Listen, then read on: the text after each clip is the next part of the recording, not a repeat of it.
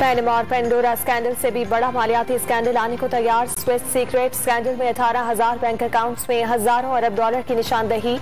Organised crime and corruption reporting project नामी तंजीम ने बड़ा दावा कर दिया।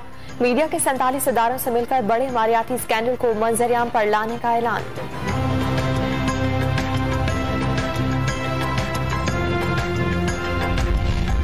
सदर मुमलिकत डॉक्टर आरिफ अलवी ने पाकिस्तान इलेक्ट्रॉनिक एक्ट तरमीमी ऑर्डिनेंस जारी कर दिया। किसी भी फर्द के तशख्खुस पर हमला नाकाबिल जमानत जुर्म करार। झूठी खबर पर 3 के बजाय 5 साल कैद होगी। इलेक्शन एक्ट में तरमीम के ऑर्डिनेंस पर भी दस्तखत। असम्बलियों, सेनेट और मकामी हुकूमत के मेंबरान इलेक्शन मुहिम के दौरान तकरीर और हल्के का दौरा कर सकेंगे।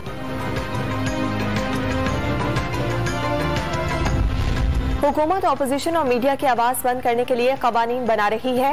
ये कवानीन इमरान एंड कंपनी के खिलाफ इस्तेमाल होने वाले हैं। फिर ना कहना बताया नहीं। मरियम नवाज का ट्वीट। पीपल्स पार्टी ने ऑर्डिनेंस 2013 से नाफिज करके सजाएं देने का मुतालबा कर दिया।